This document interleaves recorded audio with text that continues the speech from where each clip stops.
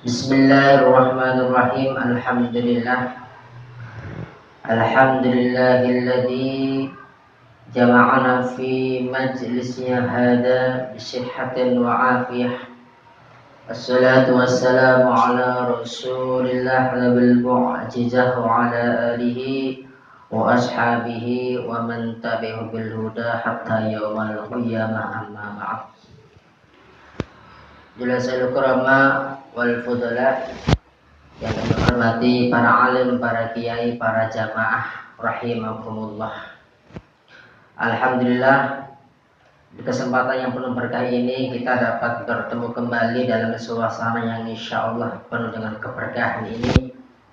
Marilah perkumpulan di malam hari ini kita bersyukur kepada Allah biqaulina alhamdulillah. Mudah-mudahan kumpul kita di malam hari ini dan insya Allah mendapatkan ridho dan juga berkah dari Allah Subhanahu wa Ta'ala. Mudah-mudahan kegiatan seperti ini, majlis taklim seperti ini, insya Allah akan selalu syiar. Insya Allah mudah-mudahan diistiqomahkan hatta yaumul qiyamah. Amin ya rabbal alamin. Salawat serta salam semoga tercurah kepada junjungan kita baginda Muhammad Rasulullah sallallahu alaihi wasallam.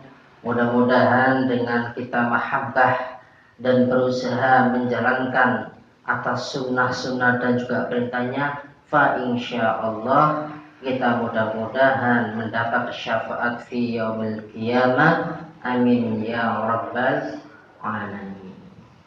Para jamaah asabakumullah, marilah kita lanjutkan kajian rutin kita, yaitu kitab Riyadhus Shalihin, yang pada minggu kemarin kita sudah membahas yang namanya Babul Ikhlas, bab tentang ikhlas, sampai hadis yang nomor 3. Dan insya Allah mari kita lanjutkan hadis yang nomor 4, yang ada hubungannya dengan ihdharun niyah, menghadirkan niat dalam segala amal perbuatan. Qala al-mu'allif rahimahullahu ta'ala wa nafa'ana bihi wa bi 'ulumihi fid darain, amin ya rabbal alamin. Kama qala sayyikhuna murabbi ruhina, bismillahirrahmanirrahim. Wa an Abi Abdillah Jabir bin Abdillah al-Ansari radhiyallahu anhu qala, kunna ma'an nabiy sallallahu alaihi wasallam fi ghazatin faqala inna bil madinati larijalan ma sirtum masira wa la qata'tum wadiyan illa kanu ma'akum habasahumul marad wa fi riwayatin illa syarikukum fil ajr. Rawahu Muslim. Hadis yang nomor 4 dari sahabat Abi Abdillah, yakni Jabir bin Abdillah al-Ansari, sahabat Ansar. Beliau berkata, kunna ma'an nabi, kami sedang bersama Rasulullah Muhammad sallallahu alaihi wasallam fi ghazatin, dalam sebuah peperangan. Para sahabat bersama Rasulullah dalam keadaan pergi untuk berperang fakola. Kemudian Rasul berkata, inna bil madinati larijalan masirtum masira wala qata'tum wadiyah. Sesungguhnya di Madinah itu ada sekelompok laki-laki atau para sahabat yang tidak mengikuti berperang, masirtum masiro, di mana yang kalian semua itu tidak bersamanya untuk menjalankan bepergian, wala qata'tum wadiyah, dan kalian tidak menyeberangi sebuah lembah-lembah bersama mereka, illa kanu ma'akum habasahumul marad, kecuali mereka apabila berkumpul dengan kalian ada sesuatu yang menghalangi mereka. Berupa apa? Penyakit atau sakit. Wa fi riwayatin illa wa syarikukum fil ajr. Akan tetapi mereka pahalanya sama dengan kalian yang mengikuti perang bersama. Pada suatu ketika banyak sahabat yang ingin mengikuti pergi bersama Rasulullah. Dalam hati mereka kepingin, saya ingin ikut, saya ingin ikut berperang bersama Rasulullah. Tatkala pada saat itu ada sebagian sahabat yang tidak ikut berperang dikarenakan sakit.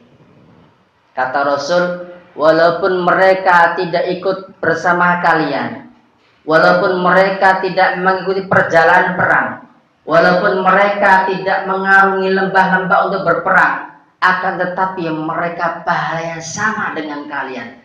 Dikarenakan sebelumnya mempunyai niat yang sangat kuat ingin melaksanakan peperangan bersama Rasulullah Muhammad sallallahu alaihi wasallam.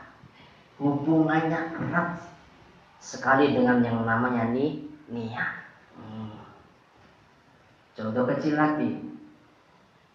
Di Masjid Al-Ikhlas setiap malam Jumat pertama misal ada sebuah kajian Riyadhus Shalihin. Sehari sebelumnya panjenengan punya niat, saya insya Allah setelah Isya mau mengikuti kajian itu, majelis taklim. Akan tapi ketika mau berangkat tiba-tiba kepala pusing misal, atau perutnya sakit sehingga tidak mengikuti kajian. Ini sudah dicatat oleh Allah pahalanya sama dengan orang-orang yang mengikuti kajian atau majelis taklim.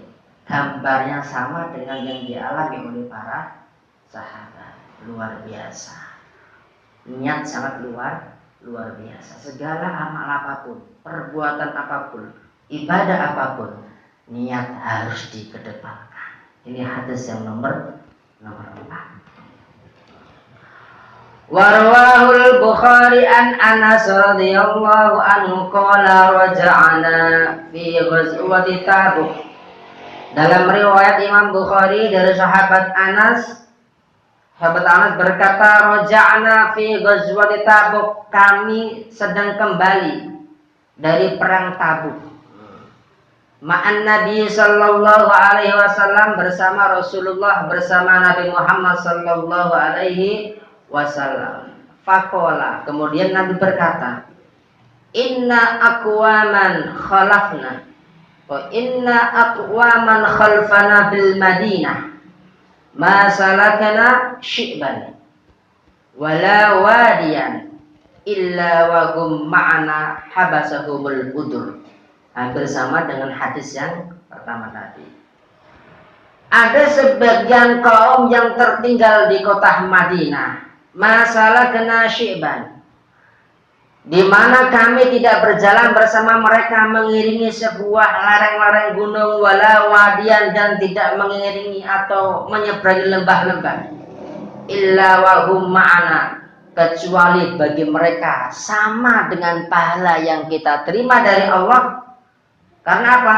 Habasahumul udur, karena mereka sedang mengalami udur atau halangan, sakit dan lain sebagainya.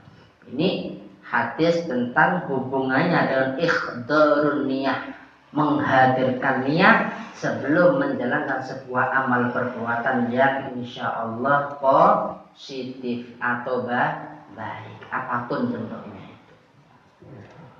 Hadis yang nomor 6. Wa an Abi Yazid Ma'an bin Yazid bin Akhnas. Dari Abi Yazid Ma'an bin Yazid bin Akhnas radhiyallahu anhu wa huwa abuhu wa jadduhu sahabiyun, di mana ayahnya dan juga kakek-kakeknya itu sahabiyun, semuanya dari golongan para sahabat. Qala. Kemudian dia berkata, kana Abi Yazid, ayahku Yazid, akhraja dananir, itu keluar rumah dengan membawa dinar. Kalau orang Indonesia ya dengan membawa uang. Uang. Fawada'aha inda rajulin fil masjid. Yatasaddaqu biha. Fawada'aha inda rajulin bil masjid. Keluar rumah dengan membawa uang dengan tujuan uang ini untuk disedekahkan seseorang yang berada di dalam masjid. Fajitu, kemudian aku datang. Berarti siapa? Anaknya. Fa'akhadtuha fa'ataituhu biha. Saya mengambil uang tersebut yang ada di dalam masjid. Kemudian saya mendatangi ayahku ya tadi. Faqala wallahi ma iyyaka aradtu. Fakhasamtuhu ila Rasulillah sallallahu alaihi wasallam faqala laka ma nawaita ya Yazid walaka ma akhadta ya Ma'an. Kemudian anaknya tadi ketika mengambil uang yang dibawa oleh ayahnya, padahal niat ayahnya ingin bersedekah uang itu dengan seseorang yang berada di dalam masjid.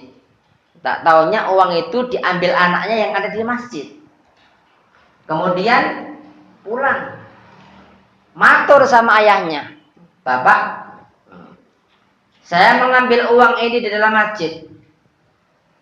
Kemudian ayahnya berkata, wallahi demi Allah, ma iyyaka aradtu. Saya tidak memberikan uang ini.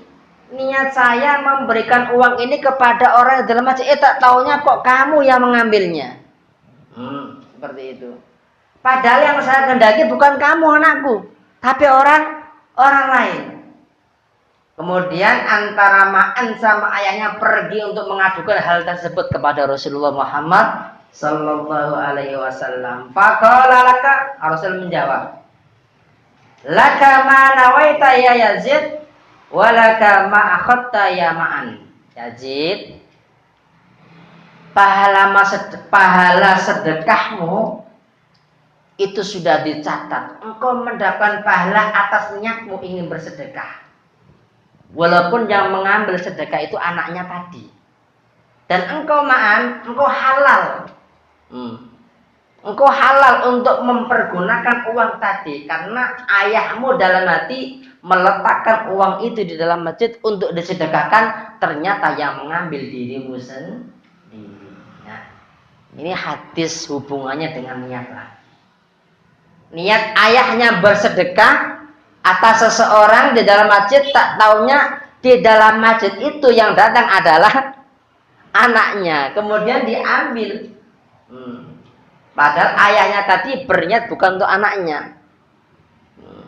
Hal seperti ini bagi Yazid dapat pahala bersedekah kan seperti itu. Bagi Ma'an halal untuk menggunakan uang yang dari ayahnya tadi karena niatnya bersedekah. Hadis yang nomor 6 hubungannya dengan niat. Hadis nomor 7. Wa an Abi Ishaq Sa'ad bin Abi Waqqas, Malik bin Uhaid bin Abdi Manaf bin Juhrah bin Kilab bin Murrah bin Ka'ab bin Lu'ay al-Qurashi az-Zuhri, semua dari bangsa Quraisy. Radhiyallahu anhu ahadil asyara al-masyhud lahum bil jannah. Salah satu 10 orang yang saya sebut tadi itu termasyhur, tersebut atau tersaksikan sebagai orang yang ahli surga. Kemudian Abi Ishaq berkata, Ja'ani Rasulullah sallallahu alaihi wasallam ya'uduni ama hajjatil wada. Telah datang kepadaku Rasulullah, di mana Rasulullah menjengukku dalam perjalanannya untuk melaksanakan haji wada. Kemudian bagaimana? Ya'uduni ama hajjatil wada min waja'in ishtadad bih. Fakultu ya Rasulullah inni qad balagha bi minal waja' ma tara wa ana du malin. Rasul, engkau menjengukku dari sakitku, sakit yang membuat diriku amat terlalu sakit. Ishtaddat bih.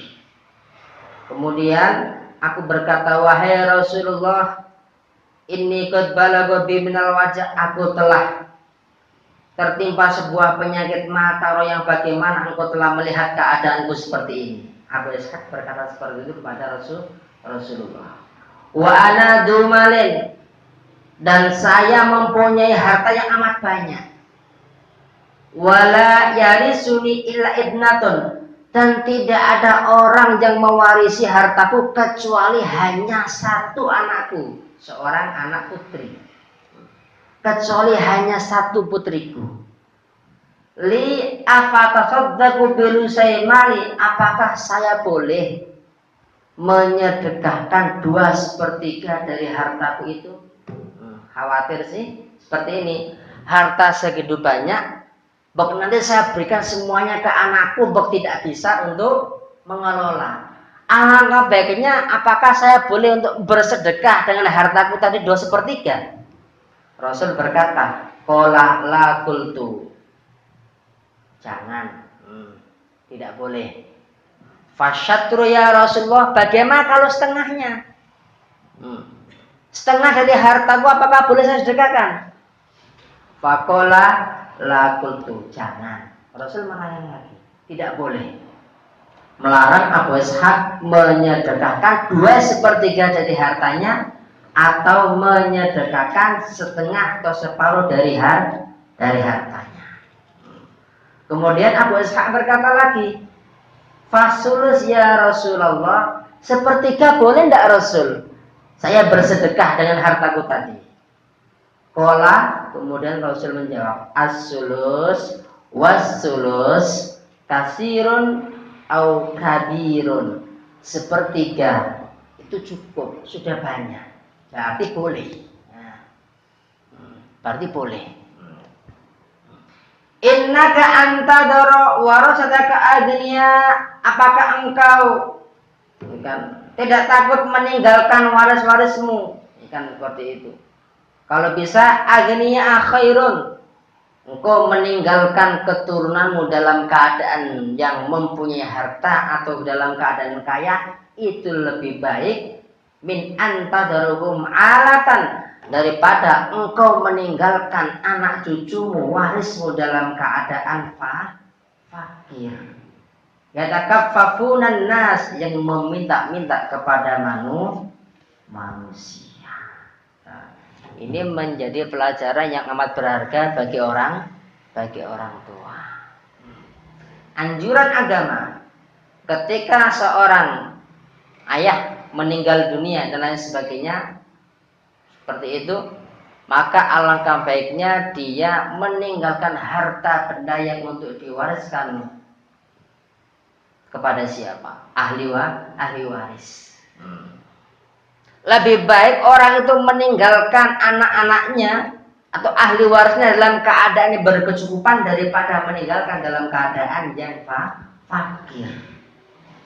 Ini anjuran agama. Oleh karenanya ketika kita bersedekah, jangan sampai sedekah ini membuat ahli waris kita merasa kekurangan. Ini tidak baik. Maka Rasul mengatakan 1/3 itu lebih bagus daripada separuh maupun 2/3 dari harta yang kau tinggalkan. Nah, seperti itu. Bahkan dalam Al-Quran sendiri dikatakan ada sebuah ayat dalam surah An-Nisa itu berkata seperti ini. وَلْيَخْشَ الَّذِينَ لَوْ تَرَكُوا مِنْ خَلْفِهِمْ ذُرِّيَّةً ضِعَافًا خَافُوا عَلَيْهِمْ فَلْيَتَّقُوا اللَّهَ وَلْيَقُولُوا قَوْلًا سَدِيدًا. وَلْيَخْشَ الَّذِينَ, dan hendaklah mereka semua itu takut. Apa? Lau taraku min khalfihim, ketika meninggalkan min khalfihim anak turunannya, dzurriatan di'afa, dalam keadaan yang lemah atau dalam keadaan yang tidak berkecukupan. Nah, seperti itu. Khafu alaihim falyattaqullah, wal yaqulu qaulan sadida. Yang mereka semua khawatir atas mereka. Oleh karenanya falyattaqullah, takutlah kepada Allah. Wal yaqulu qaulan sadida, dan berbicara dengan bicara yang santun. Sadid bukan shin besar tapi sin kecil. Syadida itu keras, tapi kalau sadidan santun.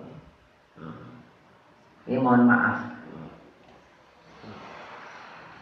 Beberapa waktu yang lalu ada seorang dai yang mengatakan membaca Al-Quran salah mengartikan dan juga merubah hurufnya.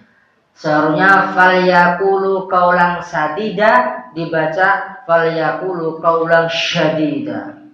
Mengartikannya amat luar biasa. Kalau qaulan sadida artinya berbicara keras, tapi qaulan sadida berbicaralah yang santun. Saya tidak mau menyebut siapa. Oh, sudah tenar di YouTube ya, seperti itu. Hanya gara-gara pilihan berbeda sampai mempolitikkan Al-Quran di politik, merubah kata-kata dan juga artinya. Naudzubillahi min dzalik. Bahkan kata Rasul, man fassara al-Qur'ana bi ra'yi falyatabawwa maq'adahu minan nar. Barang siapa yang berani menafsirkan Al-Quran dengan akal, pikiran, pendapatnya sendiri, falyatabawwa maq'adahu minan nar, maka bersiap-siaplah dirimu untuk masuk ke dalam api neraka. Sangat luar biasa ancamannya. Belajar Al-Quran jangan pakai nalar sendiri, pakai guru, gunakanlah ilmu tafsir yang sudah ada. Seperti itu. Sudah berubah arti, bahkan lafalnya berubah, ya kan? Gimana nih? Wallahu a'lam bishawab. Maka kula jenengan sebagai orang awam harus benar-benar mampu mana yang harus diikuti, mana yang harus tidak diikuti, ya, seperti ini. Karena amit sewu, di zaman akhir muncul seorang tokoh, bahkan mungkin dikatakan tokoh agama atau tokoh masyarakat, yang dalam khitobahnya atau dalam dai-dainya ajakannya tidak untuk ajakan yang lemah lembut, akan tapi justru menebar yang namanya kebencian, saling fitnah. Padahal ancamannya ketika Rasulullah Muhammad SAW di Isra Mi'rajkan, Rasul melihat segerombolan kaum yuqriduna alsinatahum bimiqratin minan nar. Rasul gemetar melihat ada sekelompok orang-orang yang dimana orang itu mengguntingi lidahnya sendiri dengan gunting yang terbuat dari api neraka. Gunting, berdarah dan lain sebagainya. Kembali lagi, gunting lagi, kembali lagi, gunting lagi, kembali lagi. Dengan amat gemetar Rasul berkata atau bertanya kepada malaikat Jibril, ya Jibril, manhum, siapa mereka Jibril?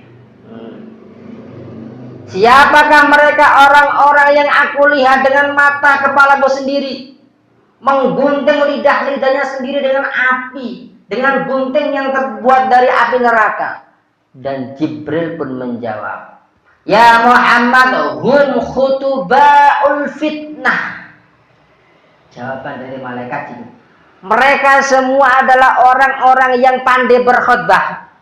Mereka semua adalah orang-orang yang pandai berbicara, akan tapi khutuba'ul fitnah, berkhutbah, berbicara untuk menebar fitnah, untuk menebar rasa benci.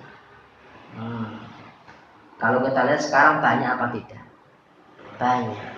Maka harus hati-hati mana yang harus kita ikuti, mana yang harus kita tinggalkan. Aku yakin panjenengan semua sudah pintar. Mana yang ulama itu mengajak kepada kebaikan, mana yang tidak, harus pandai memilah dan memilih. Kembali ini. Anjuran dari agama, janganlah engkau tinggalkan anak turunmu dalam keadaan yang lemah, dalam keadaan miskin, yang meminta-minta kepada orang. Seperti itu. Sambung hadis, wa innaka lan tunfiqu nafaqatan tabtaghi biha wajhallah illa ujirta 'alaiha. Dan sesungguhnya apapun apabila engkau tidak menginfakkan tabtaghi biha illa wajhallah, kecuali hanya untuk ridhanya Allah, illa ujirta 'alaiha, pasti engkau akan diberi pahala sebagaimana yang engkau niatkan. Nah, seperti itu. Sehingga di sini ada sebuah kata yang luar biasa, hatta mata ja'alu fi imra'atik. Bahkan apabila dirimu memberi infak kepada istri-istrimu, tapi engkau berniat memberi sedekah pada istrimu, ini jadi pahalanya. Padahal yang namanya infak kan kewajiban ya, kewajiban seorang suami. Menginfaki istri ataupun keluarganya kan kewajiban suami. Kok apabila ini diniatkan untuk mencari ridha Allah, pahala seperti ini luar biasa, tetap utuh. Walaupun yang namanya infak itu sudah berkewajiban daripada suami, tapi apabila hatinya punya niat memberi infak, memberi makan, memberi uang belanja sang istri hanya untuk mencari ridha Allah, pahalanya akan tetap tidak terkurangi. Walaupun itu sebuah kewajiban dari sang suami. Jadi laki-laki kembali kepada niat. Seperti itu. Laki-laki kembali kepada niat. Apabila segala seperti ini luar biasa. Seorang istri sama, ketika diberi nafkah oleh sang suami, alhamdulillah. Ketika panjenengan alhamdulillah dengan rasa penuh gembira. Ada yang mengatakan, coba hadis dinukilkan, maka dosa sang istri itu akan rontok dari ujung rambut sampai ujung kaki. Ini yang namanya amal tabarruk, amal luar biasa. Alhamdulillah mas matur rasul. Sampun nggih Pak, ngoten nggih. Istri ini ngoten mboten? Alhamdulillah. Ukur. Janganlah engkau tinggalkan anak turunmu dalam keadaan yang lemah atau dalam keadaan yang fakir. Ini masalah harta. Bahkan ada yang lebih penting lagi. Ada seorang anak yang mempunyai hak yang harus terpenuhi oleh kedua orang tuanya. Hadis Nabi mengatakan hakul walad alal walid salasa. Haknya seorang anak yang terbebankan oleh orang tua kepada orang tua itu ada 3. Panjenengan bapak ibu yang sudah mempunyai anak itu harus memenuhi 3 kewajiban orang tua terhadap anak. 1. Ayuhsina ismahu.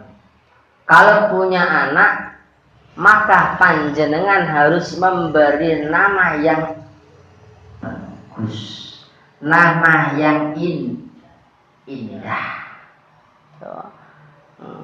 Jangan asal nama-nama yang seperti arti nama Allah. Kamu siapa? Michael Jackson. Namanya Michael Jackson. Keren banget, waduh, masya Allah. Yang putri siapa? Yang putri saya namakan Cinta Laura. Cinta Laura. Wajiban seorang ayah, seorang ibu kepada anaknya ketika mempunyai anak, namailah dengan nama yang bagus artinya. Siapa nama anak kamu? Zainal Abidin. Nah, contoh kecil. Wah, Zainal Abidin. Ya kan, hiasan atau penghias orang-orang yang ahli ibadah. Artinya kan bagus seperti itu. Namamu siapa? Ya, seperti itu kan. Asal jangan semua bahasa Arab semuanya bagus, tidak. Kalau anak kamu nama siapa? Musyrikin. Waduh. Ini bahasa Arab musyrikin. Ya, ya. Jadi ikhtiar, ya kan? Ikhtiar orang tua pertama kali punya anak, maka namailah dengan anak yang amat bagus. Karena apa? Karena nama ini merupakan tafaulan daripada anak tersebut mudah-mudahan menjadi doa. Seperti ini. Seperti nama siapa? Mas Kamiluddin, bagus. Mas Kamiluddin, ya kan? Penyempurna agama kan bagus banget kan? Nah, seperti itu. Nama Mas Cahyo, ya. Cahyo bagus, cahaya. Cahyo bersinar, ya. Wajahnya selalu bersinar, tabasum, senyumnya tuh merokat pasti kan. Saya kalau bertemu dengan Mas Cahyo itu pasti senyum, melekat senyumnya, kan manis, ya. Kanggul aja. Anjuran agama at-tabassum, ya, senyum dan lain sebagainya. Nah, ini. Ya, hadis yang nomor 7 ini menerangkan bahwasanya ketika ada seorang ayah berniat ingin memberikan sesuatu harta kepada anak-anaknya, maka niat tersebut pahalanya seperti utuh, tidak ada kekurangan suatu apapun, ya, tidak ada kekurangan suatu apapun. Niat sedekahnya utuh. Nah, ini. Kita lanjut. Faqultu ya Rasulullah, ukhallafu ba'da ashabi, qala innaka lan tukhallafa ta'mal amalan tabtaghi bihi wajha Allah izdadta bihi darajatan wa rif'atan wa la'allaka an takhallafa hatta yantafi'a bika aqwamun wa yudarra bika akharun. Ini cerita lain. Cerita sambungan, bukan sambungan daripada niatnya tadi, tapi cerita lain bahwasanya Abu Ishaq ini bertanya kepada Rasulullah lagi. Ya Rasul, apakah aku ditinggalkan di sini? Kan dalam keadaan sakit tadi kan? Apakah aku akan ditinggalkan di sini setelah para sahabatku pergi? Qala, Rasul berkata, innaka lan tukhallaf, engkau tidak akan ditinggalkan. Fata'mal amalan tabtaghi, bahkan apabila engkau melakukan sesuatu hanya karena Allah, izdadta biha darajah, maka engkau tidak akan mendapatkan sesuatu kecuali apa? Akan bertambah yang namanya derajat dan juga rif'ah, keagungan atau kemuliaan. Nah, seperti itu. Niatnya amat luar biasa. Lanjut mawon ini. Wa an Abi Hurairah Abdurrahman bin Dakhar radhiyallahu anhu qala qala Rasulullah sallallahu alaihi wasallam, inna Allah la yanzuru ila ajzamikum wa la ila suwarikum walakin yanzuru ila qulubikum. Ini hadis yang selalu muncul ketika kita mendengarkan semacam tausiah, karena hadis ini termasuk hadis yang masyhur, yang sangat terkenal sekali. Bagaimana? Inna Allah ta'ala la yanzuru ila ajsamikum. Sesungguhnya, pakai taukid, Allah itu tidak melihat apa? La yanzuru ila ajsamikum. Allah tidak melihat bentuk-bentuk daripada kalian. Wala ila suwarikum. Allah juga tidak melihat rupa-rupa kalian semua, tidak. Mau apa itu cantiknya seperti artis, tidak mempengaruhi. Mau itu gagahnya seperti atlet, tidak mempengaruhi. Mau itu tampangnya seperti orang India, tidak mempengaruhi. Mau itu cantiknya seperti orang Arab misal, tidak mempengaruhi. Karena yang dilihat oleh Allah adalah walakin yanzuru ila qulubikum. Allah melihat isi daripada hati kita semua. Karena rupa kita, jasad kita tidak mempengaruhi pahala. Tapi yang mempengaruhi berat pahala kita adalah hati. Kadang rupa itu kan menipu banyak. ya kan? Wah, manis di depan, tapi busuk di dalam. Banyak tidak kira-kira? Banyak. Yang selalu dilihat oleh Allah, yang selalu ditulis, yang selalu di bahasanya itu diawasi, ini hati kita. Hati dan hati. Bahkan Rasul berkata dalam sebuah hadis, inna fil jasad mudghah. Sesungguhnya di dalam tubuh kita itu ada segumpal daging, segumpal darah. Yang bagaimana? Idza saluhat al jasad al kulluh. Wa idza fasadal jasad kulluh. Ala wa hiya al qalb. Nah, ini. Sesungguhnya di dalam hati manusia itu ada segumpal darah. Yang apabila segumpal darah ini kok baik, maka seluruh anggota kita juga akan ikut baik. Akan tapi kalau segumpal darah ini kok jelek, ya kan? Maka yang timbul dari apa yang kita ucapkan, apa yang kita perbuat, kira-kira baik apa jelek? Jelek. Karena timbul pertama kali, yang timbul dari apa yang mau kita laksanakan, yang menggerakkan pertama kali apa? Hati kan? Hati. Maka sangat kudu dijaga. Sudah banyak hadis yang menerangkan seperti ini. Dalam Riyadhus Shalihin sampai diberi sebuah apa namanya itu, kalau bahasanya itu kata-kata yang amat luar biasa di depannya, ya kan? Ada sinopsisnya di sini, ya kan? Ada narasinya. Allah itu tidak akan melihat rupa-rupamu, bentuk tubuhmu, ndak. Itu semuanya tidak ada gunanya, ya kan? Sampai seperti itu narasinya. Walakin yanzur ila qulubikum. Ada yang mengatakan wa ila a'malikum. Ada riwayat tambahi wa ila a'malikum. Allah melihat hati kita dan juga amal perbuatan kita, bukan wajah, bukan gagah, bukan. Apalagi harta nomor sekian. Tapi yang selalu dilihat oleh Allah adalah hati dan juga amal perbuatan. Mengapa ini kok hati, Pak? Padahal yang kita bahas adalah niat. Karena niat itu identik dengan yang namanya hati. Timbul pertama kali amal perbuatan yang kita lakukan, setrum pertama atau iktidornya pertama yang menggerakkan seseorang melakukan sesuatu, tak lain dan tak bukan adalah hati.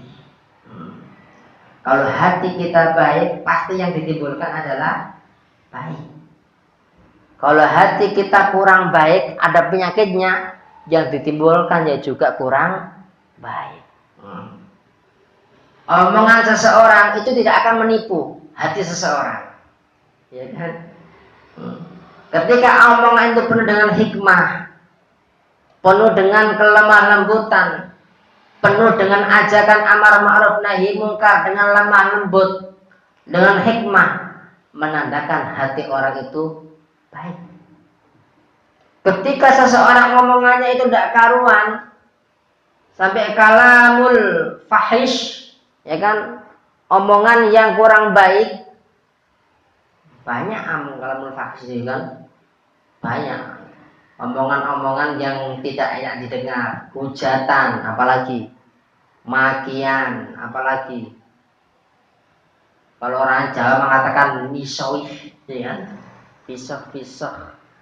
Ya, apalagi atau keluar kamus-kamus yang tidak pantasnya untuk dikeluarkan. Contoh nih, baji. Contoh nih kita lagi, baji. Apalagi kalau orang Banyumas yang paling terkenal apa? Kalau miso-miso orang itu. Semua kan yang ada di kebun binatang terucap. Wah, nah ini karena apa? Ini tidak bisa mengatur hati. maka sangat disarankan untuk selalu ihya'ul qalb, menghidupkan hati kita. Dengan apa? Berzikir, membaca Al-Qur'an, ya kan, kumpul dengan orang-orang sholih, berpuasa. Ini sudah dilakukan. Bahkan ini hadisnya sahih dan masyhur juga. Dan dijadikan tembang, ya, dijadikan tembang Jawa. Mungkin kula jenengan apal kabeh. Tombo ati iku limo ing wernane kaping pisan maca Quran sakmanane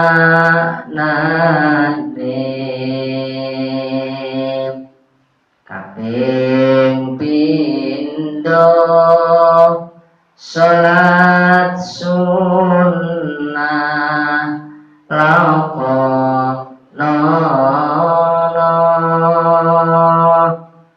kaping telu wong kang soleh kumpulana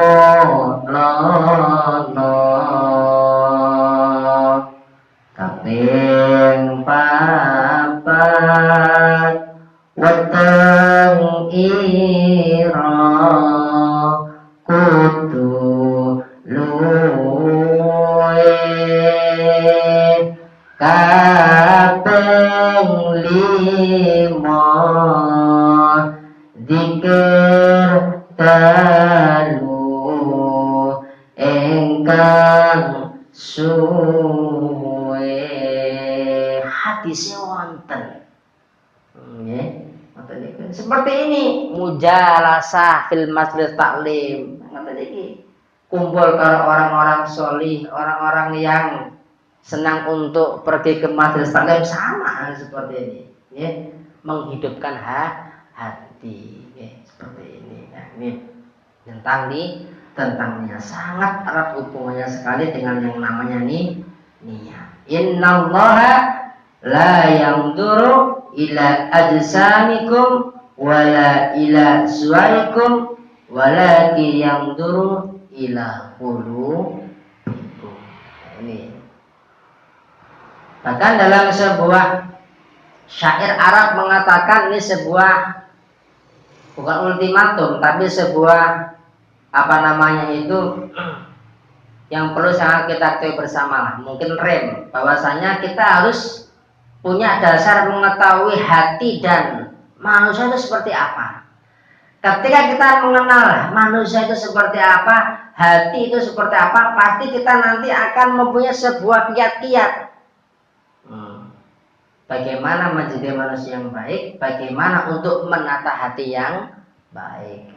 Saatnya berbunyi seperti ini.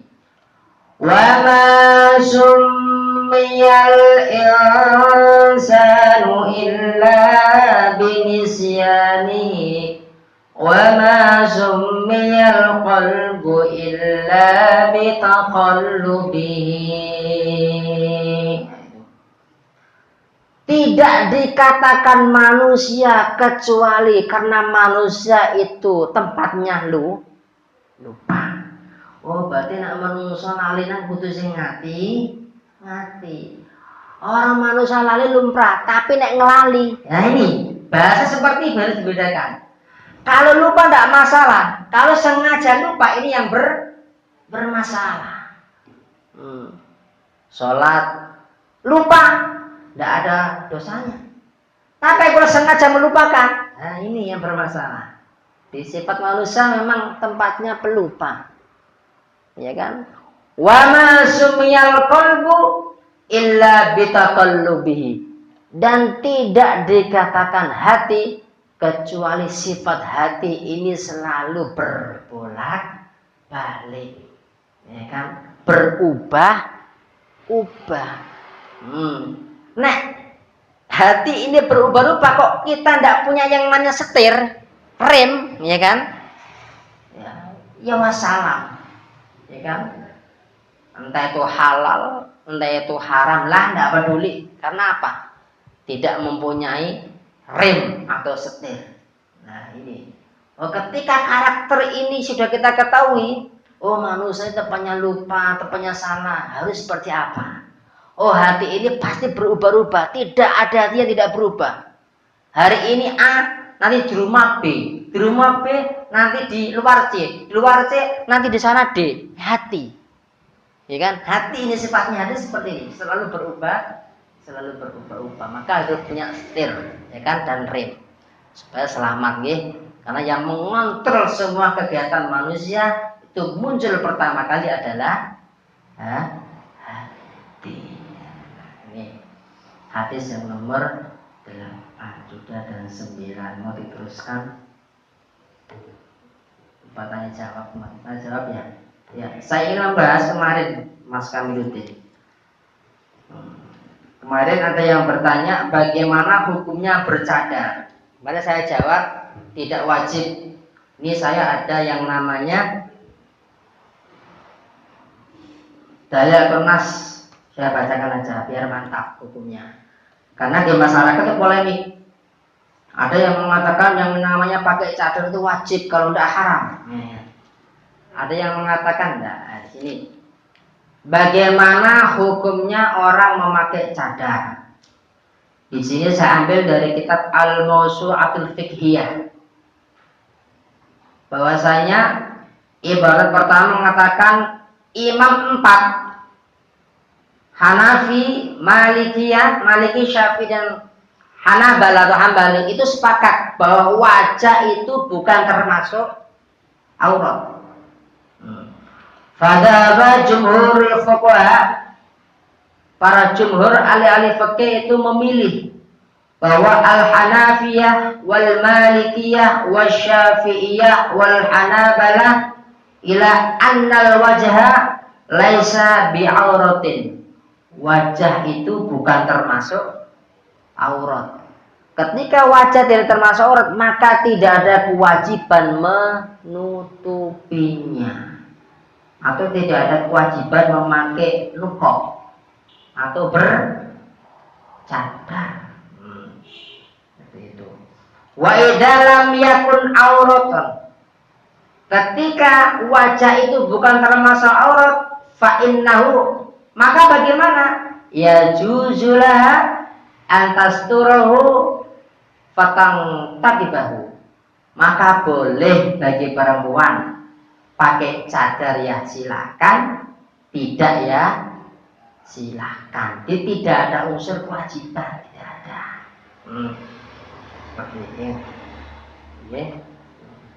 Fa innahu ya juzu la antasturahu fatang takibahu. Boleh untuk menutupinya, boleh untuk membukanya. Wala antakshifahu falatan takibah. Boleh, ya, boleh. Karena wajah ini tidak termasuk aurat. Akan tetapi ada sebuah penekanan di sini.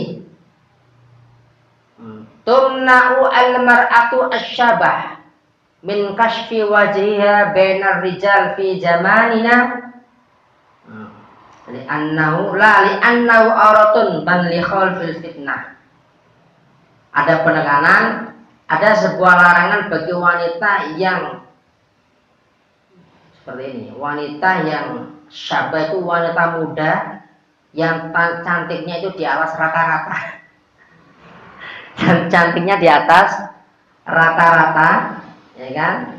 Itu apabila berhadapan dengan laki-laki lain itu di sini, ya kan, diwajibkan untuk menutup aurat, tapi dengan alasan bukan karena kewajiban aurat, tapi karena kewajiban untuk apa? Li khawfil fitnah, supaya terhindar dari fitnah. Tapi kalau ini diberlakukan di Indonesia biasanya agak kurang biasa, karena orang Indonesia ini biasa. Di kulon jenenge nyawang wanita cantiknya kaya apa itu biasa ndak? Biasa ya, walaupun ndak pakai kudung, apalagi pakai kudung biasa. Jadi orang Indonesia ini berkerudung ya, bercadar ya mungkin kurang biasa. kalau tidak bercadar sudah biasa. Walaupun orang cantiknya bagaimanapun, kok wajahnya kelihatan, kira-kira jenengan langsung ngerangkul apa biasa, Pak? Biasa ya, ya biasa. Orang Indonesia biasa. Beda sama orang Arab. Karena orang Arab ini makanannya kan daging, apalagi roti, madu. Makanya orang Arab itu syahwatnya luar biasa. Wanita di sana kalau tidak pakai burka penutup muka bahaya. Makanya adatnya orang Arab sesuai dengan kondisinya seperti itu. Maka di sana ada yang namanya adat memakai burka atau cadar. Tapi kalau orang Indonesia kan biasa-biasa saja, ya. Hanya kewajibannya apa? Menutup aurat. Karena wajah ini bukan termasuk aurat, maka menutup wajah boleh, tidak boleh, silakan saja. Mau pakai silakan, tidak silakan. Nah, ini hanya sebatas tidak termasuk aurat. Ini diambil dari kitab Al-Mawsu'atul Fiqhiyah. Walaupun ada kalangan pengikut Imam Syafi'i khilaf. Ada yang mengatakan wajib karena itu termasuk aurat, ada yang mengatakan tidak wajib karena bukan termasuk aurat. Tapi Imam Syafi'i sendiri sepakat itu bukan aurat. Maka tidak ada tuntutan kewajiban menutupi wajah. Mungkin ada yang lain bisa saya tampung. Oke. Assalamualaikum Ustaz. Saat ini banyak di beberapa mimbar, entah itu di mimbar Jumat atau ceramah pengajian, satu balik berkampanye mempromosikan salah satu capres dan menjelek-jelekan capres lainnya. Apakah diperbolehkan masih digunakan untuk kampanye? Apakah benar Dahulu Nabi juga berkampanye di dalam masjid? Musim politik di tahun 2019 berkampanye di dalam masjid. Kita bahas dulu tata atau adab orang di dalam masjid. Kalau itu atas dasar kampanye, karena masjid itu bukan mimbar untuk berkampanye, maka hukumnya kita tafsir. Apabila nada bicaranya itu tidak ada unsur-unsur yang dilarang oleh syariat, maka hukumnya tidak masalah. Tapi kalau unsur-unsur yang dilarang oleh syariat seperti halnya menfitnah atau mengeluarkan kata-kata yang tidak pantas atau membahas tentang duniawiyah bukan untuk dakwah, maka hukumnya tidak diperbolehkan. Itu masjid. Nah, bagaimana hukum seorang dai atau seorang ustadz yang gembar-gembar di dalam masjid maupun di luar masjid? Apa di dalam masjid? Nah, di dalam masjid. Kok sampai ada unsur fitnah dan lain sebagainya, maka hukumnya haram. Seperti itu. Bahkan ancamannya dai sendiri tadi sudah saya katakan di awal tadi,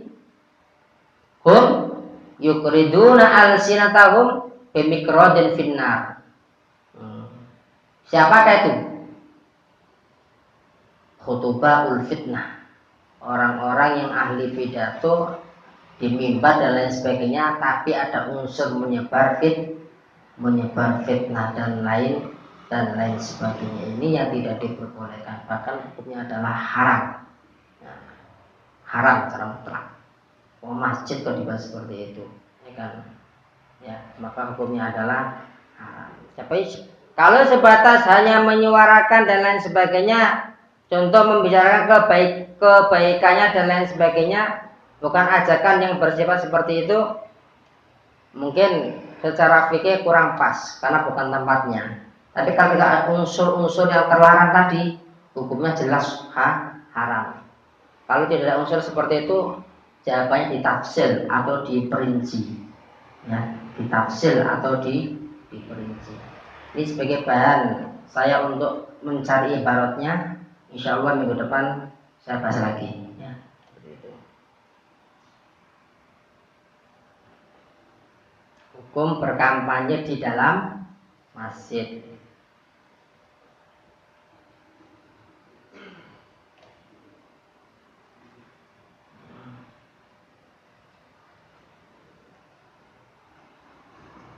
Monggo Pak.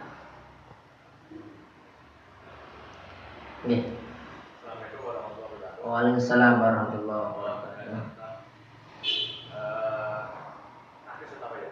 Kalau bahwasanya orang yang sudah meninggal itu adalah putus amalnya kecuali 3 perkara. Jadinya kita sebagai saudara, anak atau juga berniat menginfakkan sesuatu harta atau apa, atau mungkin dengan bacaan Al-Quran yang diniatkan untuk diberikan pada leluhur yang sudah meninggal. Apakah ini juga sampai kepada orang yang sudah meninggal? Kemudian bagaimana untuk bagi yang yang meniatkan ini apa juga tempat barat? Oke. Terima kasih atas pertanyaannya. Bagaimana hukumnya menghadiahkan bacaan maupun sedekah kepada mayit? Maka sampai atau tidak? Nah, seperti ini. Bahwasanya manusia ketika meninggal dunia itu segala amal perbuatannya itu terputus. Idza mata banu adama in qata amal illa min salasin. Ketika manusia maupun anak Adam meninggal dunia, maka putuslah amal ibadahnya kecuali ada 3 bentuk amalnya yang mengalir pahalanya. Sodakotin jariyatin, sodakoh jariyah, au ilmin yuntafa'u bih, ilmu yang bermanfaat, dan yang ketiga adalah awaladin sholihin yada'ulah, mempunyai anak yang soleh yang mendoakan kepada kedua orang tua. Ini yang pribadi seperti itu. Sekarang ketika ada keluarga kita meninggal dunia, kita mengirim doa, membaca Al-Quran, membaca tahlil, membaca yasin, atau bersedekah yang diniatkan supaya pahalanya sampai ke dalam mayit, sampai tidak? Sampai. Bahkan ini dibahas dalam kitab fikih apapun, sorry, dalilnya sorry, sampai. Ihdaul mayyit ikra'u lisawabilil mayyit, hukumnya adalah bahkan disunahkan sampai. Bahkan kalau saya sendiri mengatakan kan dalam sebuah hadis dikatakan bahwasanya ikra'u yasin ala mautakum, bacakanlah surat yasin kepada orang-orang yang telah meninggal dari keluarga kalian semua. Ini seperti itu. Di kajian fikih apapun yang namanya menghadiahkan mayit sampai pahalanya, sahamnya sampai. Bersedekah atau membaca Al-Quran, ya Allah saya membaca surat ini, pahalanya saya hadiahkan kepada ini, sampai.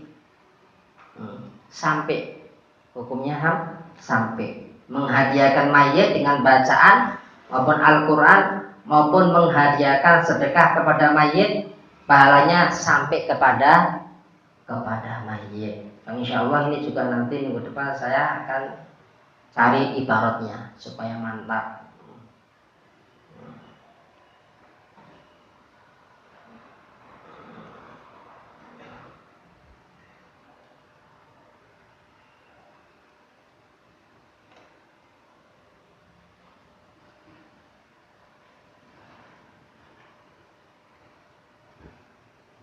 Sampun Bu, ada lagi yang lain? Oh tidak ada. Yang belakang, Bu Ibu, tidak ada. Sudah cukup, Mas Sahya, sudah cukup. Sudah. Alhamdulillahirabbil alamin. Mudah-mudahan pertemuan kita di malam hari ini insya Allah diberi ridha oleh Allah Subhanahu wa taala, dan mudah-mudahan bermanfaat khususnya bagi kami pribadi dan juga bagi para jamaah, supaya dapat bersama-sama mengamalkan apa yang telah kita ketahui bersama. Oke. Karena salah satu bentuk ilmu yang manfaat itu adalah ilmu yang diamalkan atau ilmu yang dilakukan. Mudah-mudahan ini juga menjadi sebuah amal jariah kita. Insya Allah dengan amal-amal ini, insya Allah kita nantinya akan dimudahkan oleh Allah Subhanahu wa ta'ala. Al-Fatihah. A'udzubillahi minasyaitonir rajim. Bismillahirrahmanirrahim. Alhamdulillahirabbil alamin. Arrahmanir rahim. Maliki yaumiddin. Iyyaka na'budu wa iyyaka nasta'in. Ihdinas siratal mustaqim. Shiratal ladzina an'amta 'alaihim ghairil maghdubi 'alaihim waladdallin. Amin. Wal afu minkum. Wassalamu alaikum warahmatullahi wabarakatuh.